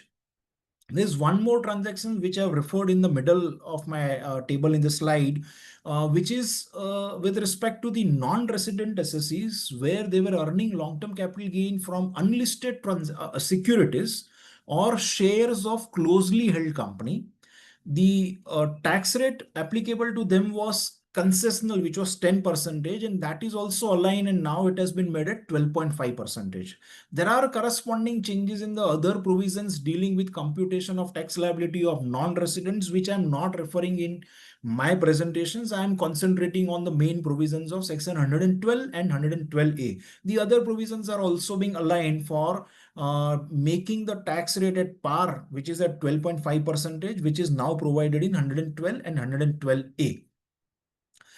There was an option to pay tax at 10% under Proviso 212, which was applicable to listed securities or zero coupon bond, and this has now been removed. So we will not be having any other tax rate. Only tax rate under the 112 and 112A is 12.5%. Both these changes, as far as short-term capital gain section 111A is concerned, and as far as long-term capital gain, both 112 and 112A, the effective date of the change is for transactions wherein the transfers have taken place prior to 23rd of July 24, the old rate is going to apply, and all those transfers on or after 23rd of July 24, the new rates are going to apply. So we have one previous year 24-25, assessment year 25-26, and we are going to file one ITR. But while filing this ITR, we will have to segregate these capital gains transactions on the basis of the date of transfer of the capital asset. If your date of transfer of the capital asset is prior to 23rd of July 24, we are going to compute the tax as per the old rates. If the date of transfer of the capital asset is 23rd of July 24 or any date thereafter, we are going to compute the tax liability as per the new rates which I have just discussed. And therefore, what is going to be very important for us is the date of transfer of the capital asset. What is the date on which that capital asset has been transferred? And therefore, the relevance of date of transfer with respect to certain specific cases, just to highlight the importance of the date of transfer, because the tax is going to differ to a great extent. So for example, there is a transaction of a sale of an immovable property, and in that particular transaction, there was an agreement to sale which was being executed previously, and then it was followed by a completion of the transaction. So more popularly, in a case where the buyer is going to take the housing loan, people are executing an agreement for sale wherein the entire consideration is not received at that point in time, neither the possession is being given to the buyer. So we wait for the receipt of the entire consideration, and then we hand over the possession. So the point over here would be that in a case where the agreement to sale was executed prior to 23rd of July 24, but the transaction was thereafter completed after 23rd of July 24, the receipt of the consideration, handing over of the possession, etc. have occurred after 23rd of July 24. Which rate are you going to apply? Whether the rate which was prevailing on the execution of an agreement for sale, or the rate which was prevailing after 23rd of July, because the transaction of transfer was completed after 23rd of July. To my mind, we need to look at the date of transfer. And here in this particular example, the date of transfer is not the date on which agreement to sale is executed, because on that particular date, it was merely a promise to sale, but it was not a sale per se. The sale got completed thereafter only after I received the entire consideration, and in return I have handed over the possession. So these are the transactions which are going to result into complication to decide as to what is the date of transfer and how do you apply the tax rate, whether you apply the old rate or whether you apply the new rate. And moreover, there is a reporting system of these transactions through AIS, TIX, etc. And there the date of transfer, probably as per the agreement to sale, would be captured on the basis of the data which is reported by the registration authorities. And therefore, the department is going to confront the computation which you are offering in the ITR, and then this will have to be resolved through exchange of notices and replies, and therefore it is going to result into probably a litigation. One needs to take this into consideration. Going ahead, we have some of the specific provisions under the law itself. For example, subsection 2 and subsection 5A of section 45, which differs the point of taxability to a later date. So I'll take an example of a conversion of a capital asset into stock in trade. Subsection 2 of section 45 says that although that conversion of a capital asset into stock in trade had been regarded as a transfer by virtue of the definition of transfer which was provided in section 2, but nevertheless, the tax would be charged and it would be collected from you on the date ultimately on which that stock in trade was sold or transferred otherwise.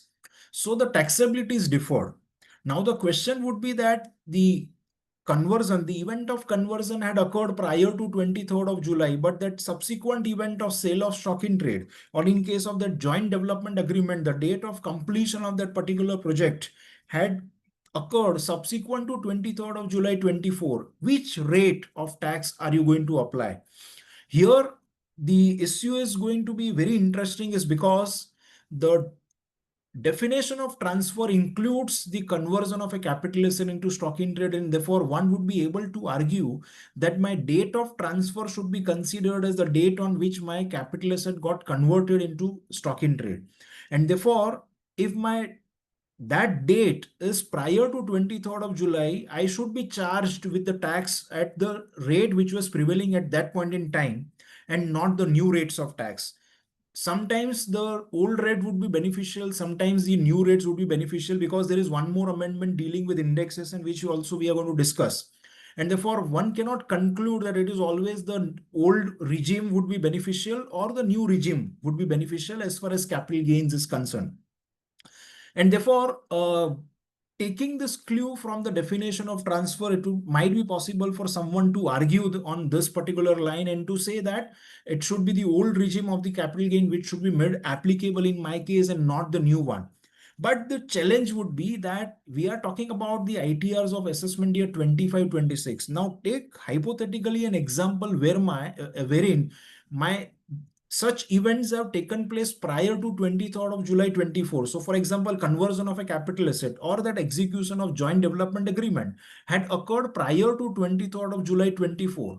But my subsequent event, sale of that stock in trade or completion of that project is occurring, say for example, in financial year 25-26 or even thereafter 26-27.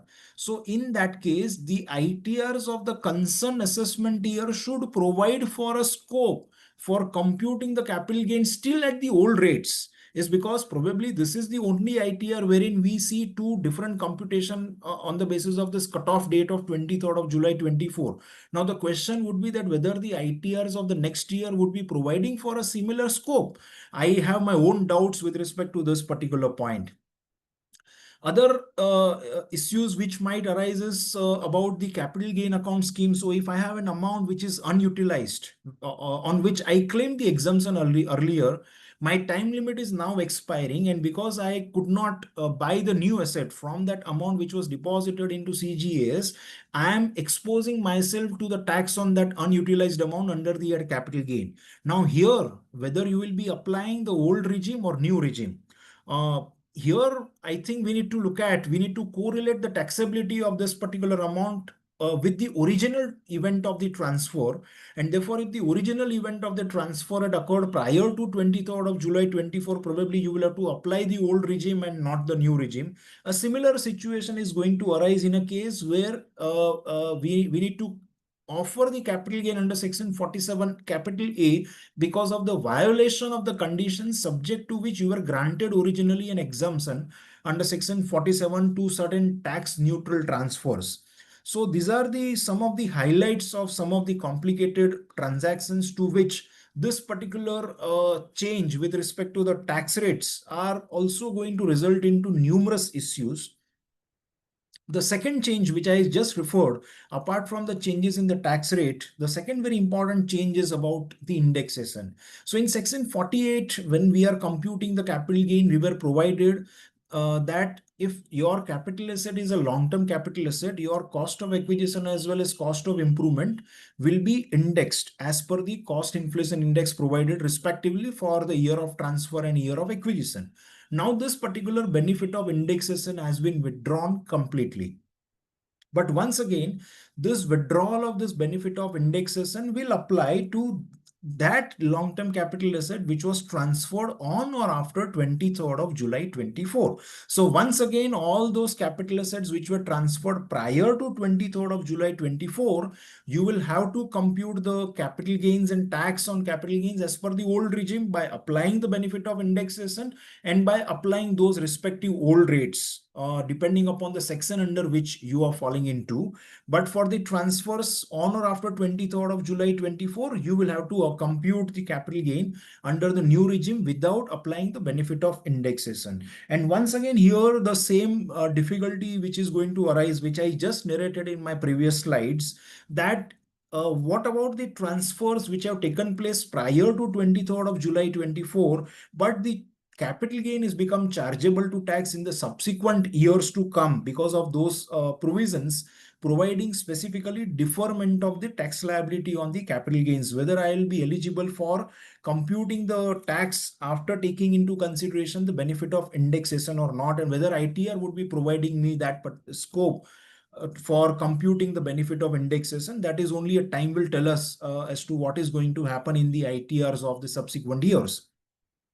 There is a grandfathering provision with respect to this benefit of indexation and tax rates, which is very important for all of us to understand. So under 112, there is a proviso which has been inserted, and this proviso is going to extend the grandfathering benefits. So when originally in the finance bill, these proposals were inserted with respect to changes in the tax rates and withdrawal of the indexation benefit, thereafter a lot of representations had gone to the finance minister that this is something which is causing hardship to the SSEs who are particularly holding immovable properties since years, and we were allowed the benefit of indexation, and one fine day morning this particular benefit of indexation has been withdrawn, and therefore it is going to result into huge tax burden upon us.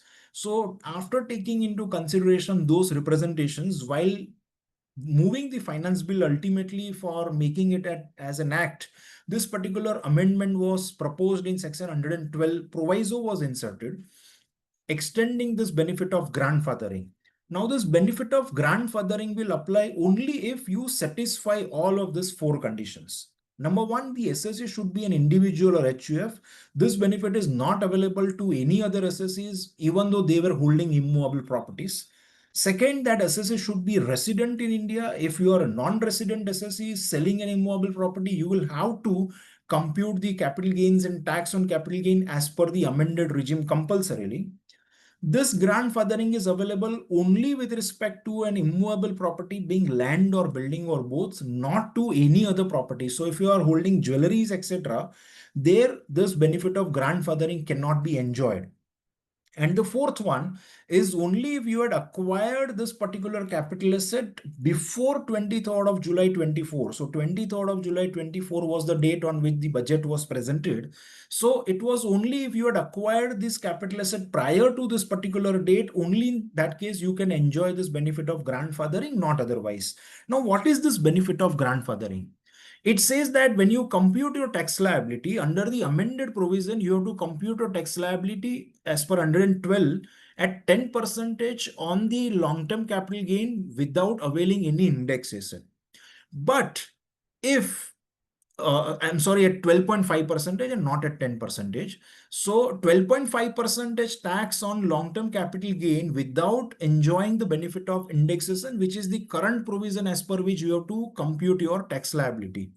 Now, if at all this tax liability is found to be in excess of the tax liability which you could have otherwise computed prior to this amendment, in that case, this excess amount of tax liability shall be ignored for the purpose of finally computing the final amount of tax liability. So it simply says that you have to compute the tax on this particular transaction of long-term capital gain arising from land or building which were acquired prior to 23rd of July 24 at the lower of these two. Number one, 12.5% on long-term capital gain without benefit of indexation, or 20% of long-term capital gain to be computed with indexation. So it is lower of these two which you have to finally take as your final tax liability and then proceed further. Now, with respect to this grandfathering benefit, before we go into some of the issues which might arise with respect to grandfathering benefit, let me just summarize. So this is a table which will help us in order to appreciate the computation of tax liability as far as my land or building is concerned. This is only for resident SSEs, individual or HUF, and transfer in land or building, immovable property, not for anything else. So your dates of acquisition of the property and as well as the date of transfer, both of these are becoming so crucial that depending upon these dates, your final tax will be computed. So if both of this were prior to 23rd of July 24, then you will be computing tax at 20% on long-term capital gains with indexation, because you are falling in completely into the old regime. If you had acquired the capital asset prior to 23rd of July 24, but you had transferred this property on or after 23rd of July 24, you are falling under the new regime. And since you are falling under the new regime, while computing your long-term capital gain, you can't apply benefit of indexation because Section 48 applies. There is no change in Section 48. So when you compute your total income, you have to compute your long-term capital gain without the benefit of indexation. But when you come to the computation of tax liability, you can compute a tax liability at 12.5% of your long-term capital gain without indexation, or it will be 20% of your long-term capital gain with the benefit of indexation. So you can take lower of these two. You need to rework your long-term capital gain by enjoying the benefit of indexation only at the computation of tax liability, not at computation of total income. I'm just repeating this point again and again just to remind you that this particular benefit of grandfathering is in Section 112, which talks about the computation of tax liability. It does not alter the computation of total income. So when you compute your total income, you have to compute your total income after taking into consideration the amended provisions of Section 48 without indexation. And the third and last case, where you had transferred the capital asset on or after 23rd of July 24, your date of acquisition is also on or after 23rd of July 24, you are completely falling into new regime without any benefit of grandfathering, because grandfathering is only for the old assets, not the new assets, and therefore compulsorily you will have to compute your tax liability at 12.5% on the long-term capital gains without taking into consideration any benefit of indexation. Now, some of the interesting issues which are going to arise with respect to this grandfathering provisions. I'm left with, I think, 5 more minutes. Viraj, I can just take 10 more minutes and I'll just try to wind up. So some of the interesting issues which might arise with respect to grandfathering is computation of surcharge. So we know that surcharge is to be computed depending upon the amount of total income. So my amount of total income exceeding 50 lakhs, 1 crore, the rate of surcharge will differ. Now, can I revise my figure of total income by taking the benefit of indexation under this grandfathering provision, so that I fall into the lower bracket of total income and so that I apply the lower rate of surcharge? Can this be done? Probably the answer is no. Upon literal reading of Section 112, as I have mentioned to you, this is only for the benefit of computation of tax and not the computation of total income. Your total income computation remains the same. You can't alter your computation of total income.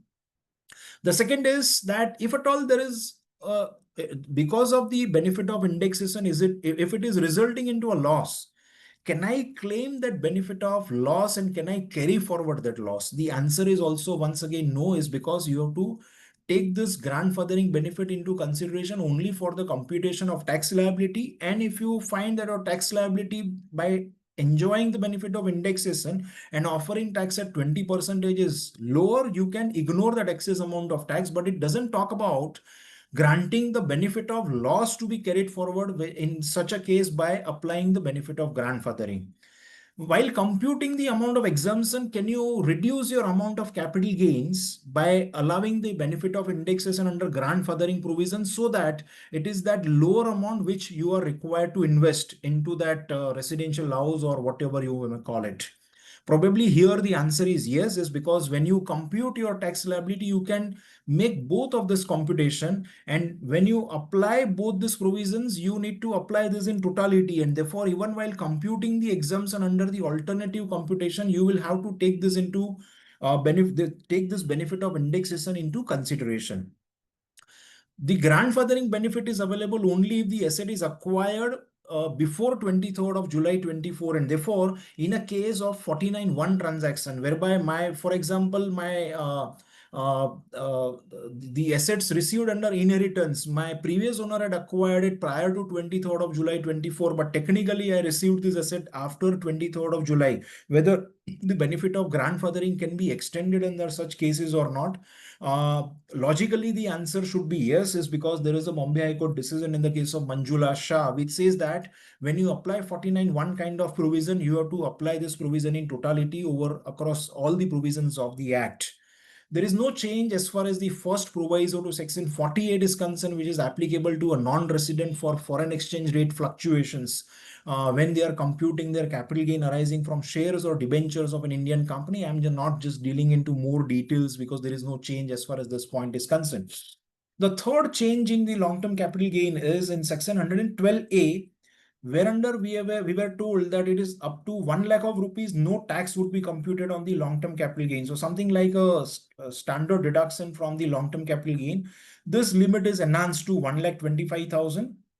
And this will apply irrespective of whether your long-term capital gain was arising from a transaction in which the date of transfer was prior to 23rd of July or after 23rd of July. With respect to the total long-term capital gain, you can enjoy now higher amount of standard deduction up to 1,25,000. No tax would be computed, and it is only beyond 1,25,000 the tax would be computed.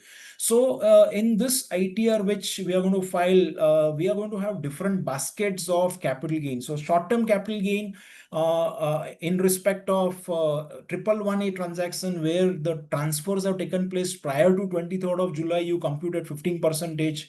On or after 23rd of July, you computed 20%. Any other short-term capital gain other than your STT pay transaction, you apply the rates applicable to you. If you're an individual or HUF, you apply the slab rates. In case of a long-term capital gain transactions, whether be it an STT pay transactions or any other capital asset, if the date of transfer is prior to 23rd of July, the 10% under 111A. But if it is after 23rd of July, it will be 12.5%. And with respect to non-STT paid transactions, your 112 was providing for 20% tax liability with respect to the transfers prior to 23rd of July. I hope that I have summarized this correctly and I have not made any errors. But the point is that I just wanted to demonstrate as to what kind of complication it is going to arise. And the complications will increase in a case where in one of this basket you have a loss and in some of the other baskets you have gain. And you have multiple options of setting off that loss against the gain with respect to any other categories of the transactions. And the question would be that whether you can bypass the set off of loss within short term and within long term. And can you set it off across these different categories of the transaction? I am aware that if there is a long-term capital gain, it cannot be set off against the short-term capital gain. But if you have any other favorable position which you are otherwise allowed to take, can you take that position, whether ITR format is permitting that position to be taken? Even if you succeed by any chance by filing the ITR by taking that favorable position, whether CPC is going to process your ITR and going to accept your computation. The fourth change is in the period of holding. I'm not just repeating what the period of holding is as per the old provisions, but as per the new provisions, now we have only two periods of holding, 12 months and 24 months. The lower period of holding is applicable now to all listed securities, including even those units of mutual funds which are listed. Obviously, units of equity-oriented fund is also covered, whether listed or not, and zero coupon bonds, and 24 months to any other assets other than this listed securities, etc. So all unlisted securities, jewelries, or any other immovable properties, etc. Now the period of holding of 24 months will apply in order to decide whether it is long-term or short-term. And once again, this change is effective from 23rd of July 24. And fifth and last change on capital gains is on unlisted bonds and debentures. Section 50AA, which provides, otherwise it was applicable to market-linked debentures. Now it talks about any unlisted bonds or debenture. It says that if you have transferred or these bonds or debentures have been redeemed or matured on or after 23rd of July 24, in that case, the capital gain arising from this particular transaction would be deemed to be a capital gain arising from a transfer of a short-term capital asset. So irrespective of the fact that the period of holding had crossed 24 months, you will not be able to consider this capital gain as a long-term capital gain. It will be compulsorily, it will be treated as a short-term capital gain. Yeah. One small change with respect to section 47 gift transactions. The only change is that now the gift won't be regarded as a transfer of the capital asset only if that the gift was made by an individual or HU of SSE. Any other SSE gifting the capital asset will not be able to take shelter under section 47, and it will be now becoming a taxable capital gains transactions. How the capital gain can be computed with respect to such a gift transactions by other than individual or HUF, I'm not dealing with in too much of details for the want of time. Now I'm just entering into the last amendment to complete my presentation, which is with respect to a buyback of shares. So the old position was that there was a buyback tax which was applicable at 23%, but now the buyback tax is no more applicable.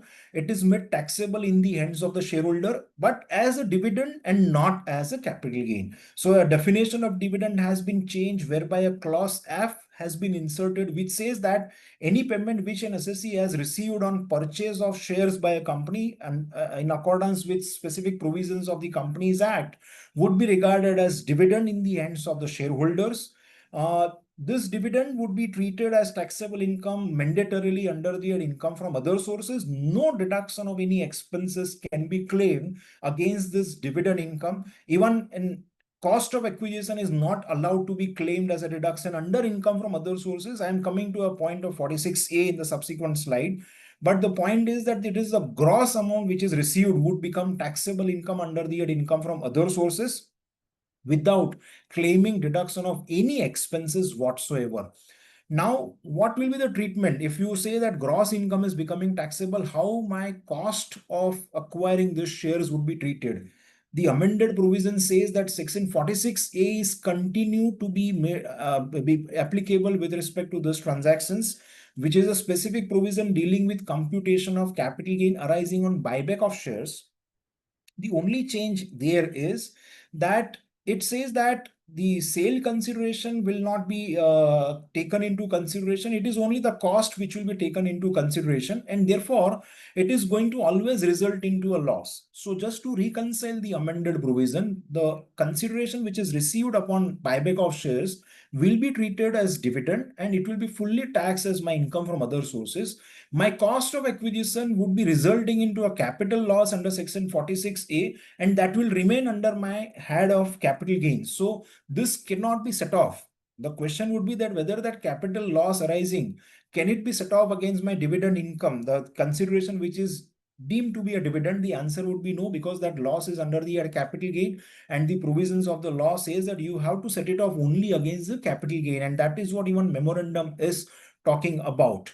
And therefore, what is resulting here is otherwise my income, which was a capital gain income, is effectively treated fully as my income from other sources. And also there is a prepayment of tax, is because to the extent of cost which is treated as a loss in my hands, I'll be able to recoup that loss only if I have some other capital gains. So till the time I don't have other capital gains, I will have to wait for the purpose of claiming this benefit of this loss while computing my taxable income. So that exemption has been withdrawn. 115 QA is also made not non-applicable. And this amended position with respect to buyback is applicable only in a case where the buyback of shares have taken place on or after 1st of October 24. Here we don't have a date of 23rd of July. So here we have a cutoff date of 1st of October 24. So we have once again two different regimes for the same ITR to be taken into consideration depending upon the date of buyback of shares. So I think I've just crossed my time by 5 more minutes.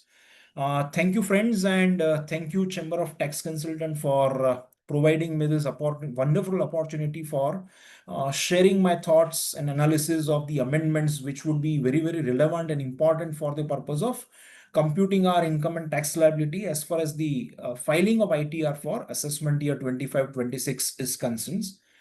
Thank you, friend. Over to the organizers, Viraj. Yeah, thank you, Bhadresh bhai. I think we'll just hand over it to Kapil. Think we can have few question and answers, and I think then we'll request Kapil to give a hearty vote of thanks to Bhadresh bhai. Okay. Thank you, Viraj. Thank you, Bhadresh sir, for the excellent presentation. There are a few questions from the participants. Uh, First question is, can we claim HRA as well as home loan interest in the same city? So these questions are posted in Q&A session, right? Q&A this thing. Yes, So I'll yes. just read out quickly so that we can just Yeah. cut short the time. So by applying the benefit of grandfathering, can such losses be set off? Please also explain the reasoning and logic behind the same. So here I think I have already dealt with this particular issue. What is to be done is that you have to make two different alternative computation when you come to 112 as far as this grandfathering is concerned, and whichever computation is giving you a lesser amount of tax liability, you are allowed to adopt this. But it doesn't mean that if one is resulting into a loss, you can carry forward that loss. That is something which I don't think is permissible. By applying this is what I think repeated. How will the brought forward losses and current year losses be adjusted against the capital gains income? That is whether be adjusted first against the 12.5% or against the 10%. So this is also, I think, indirectly I covered. So I have demonstrated 6 different categories of capital gain transactions becoming taxable at different rates of tax. So we have varieties of tax rates. So we can have different permutations and combinations where some categories of transactions resulting into a loss and some others are resulting into a gain. How do you set off these losses? And even the same question which you have raised is with respect to the brought forward losses. So keeping that general provision in mind that long-term capital loss cannot be set off, keeping this particular provision in mind, internally you can set it off as per your convenience and whichever is giving you the best result. That is how the law is to be interpreted. And there are numerous tribunal decisions with respect to this, allowing the SSC to set off the loss from one class of transactions against the other class of the transactions. But the practical issue which is going to arise over here is that whether ITR utility is permitting to you to do this particular computation, and whether ultimately then CPC, the king, whether they would be accepting the position which you have taken as far as the set off of loss is concerned. But as far as the legal position is concerned, one is allowed to take the benefit of any particular combination for set off of losses as long as it is something which is permissible as per the provisions of the law. Office premises claim depreciation up to 23-24. In 24-24 premises let out income under the house. Yes, obviously this is a sorry, if you are talking about an office premises, the amendment doesn't apply. The explanation 3, the amended provision to section 28, as I have mentioned, it is only with respect to the residential property, and therefore with respect to all non-residential properties including office premises, you have to go by the facts of the case, and you have to see whether your transaction can be classified to be called as a business transactions or as an adventure in the nature of trade or commerce. As long as you are able to do this, that will continue to fall under your business income. Otherwise, you will have to take it to the income from house property. If I have a loss and gains in pre-budget and I have a gain in post-budget, so can I set off? Yes, I think I have answered this particular provision. Did provided as per the amended provisions, remuneration shall be paid. I think I'm not very clear on this particular question. Can we claim HRA as well as home loan interest in the same city? So there, I think there are some tribunal decisions which have come. I do not recollect exactly the citation, but is touching upon this particular issues, which so one can refer to those tribunal decision, and as long as you are able to fit into that particular criteria provided by tribunal decision, one will have to take this particular position. I think I have addressed probably, yeah, there are a few more questions which are getting posted.